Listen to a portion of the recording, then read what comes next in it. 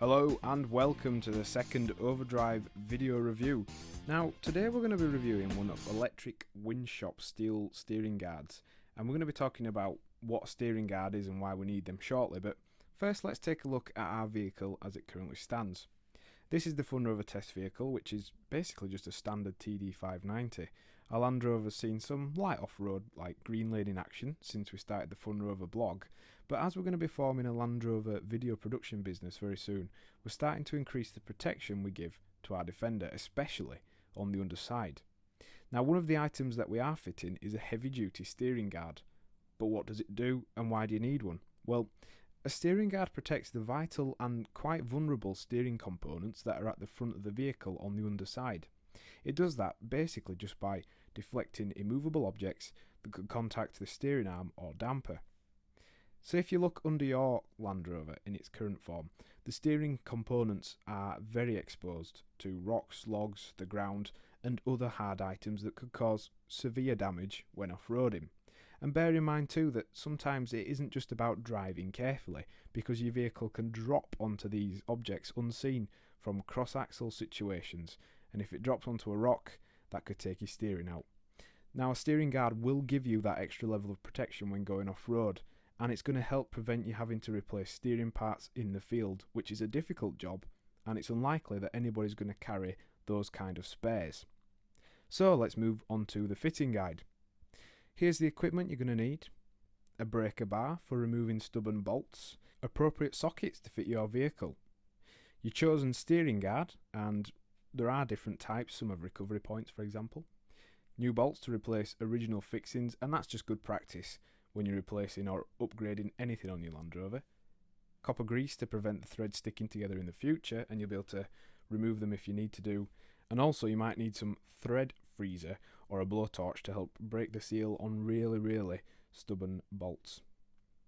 Now this can be quite easily fitted by one person. It's not a difficult job, but having an extra pair of hands is always going to be helpful. And also you need to be very careful when you're fitting the guard to not damage any paint or powder coating finishes, as that could lead to the guard rusting prematurely. Here we have all the parts you're going to need to fit the guard. The kit we purchased was an all steel one. Steel is heavier and it's going to rust, but it is slightly cheaper than an aluminium guard. And our kit didn't include bolts, so we had to go out and purchase some appropriately sized bolts to assemble the guard, and also we made sure to buy some that were going to replace the original chassis bolts for the Land Rover. So here's the basic components of the steering guard. We've got our main plate here. This makes up about 80% of the guard and it's the most visible component. These arms, these mount to the chassis and are the fixing point for the front plate, and they're absolutely solid, which is really good. We've then got the appropriate washers, nuts and bolts. They're all galvanised, which again is just a good idea when you're replacing or upgrading anything on your Landy to make sure you're putting galvanised stuff on, and that's just going to help prolong the life of those components.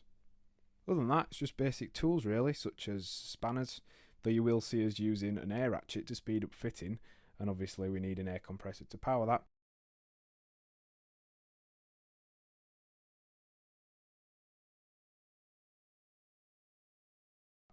And then one final must, a cup of tea or coffee, as per any Land Rover based job.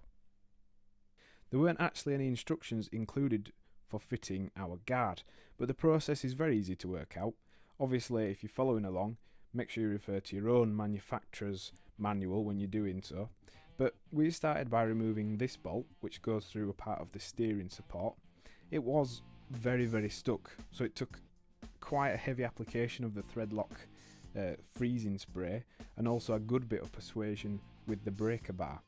It's also worth noting we had to use an extra deep socket bit because the bolt protrudes quite a way beyond the nut, so a normal sized socket bit wouldn't fit.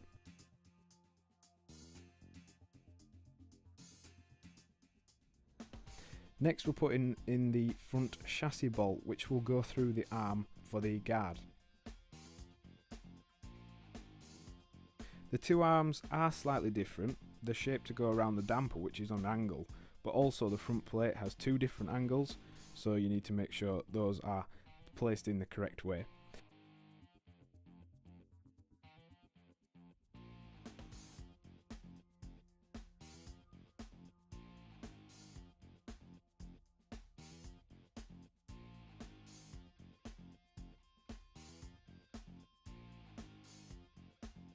Once you've done that, you can simply place a washer over each bolt and tighten down the correct nuts.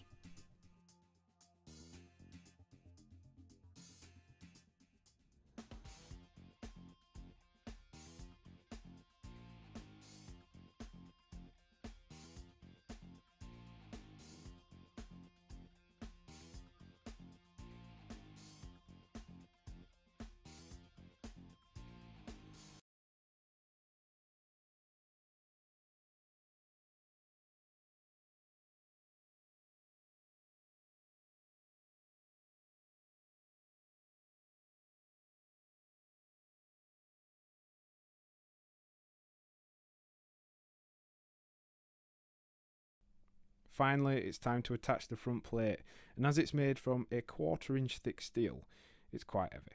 So you might need to get underneath it on the ground, perhaps use your shins to lift it up. It is an awkward lift, so be careful when you're doing that, and that's really where your assistant's going to come in handy.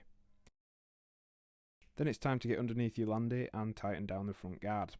Some guards use countersunk Allen bolts for the front plate, but not this one, and we actually quite like the rugged utility look that it does give.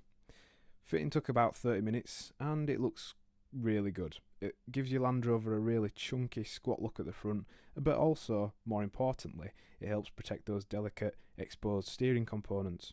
Any amateur mechanic should be able to fit one of these with a little patience. Our guard was purchased from Electric Winch, and their website is electricwinshop.co.uk.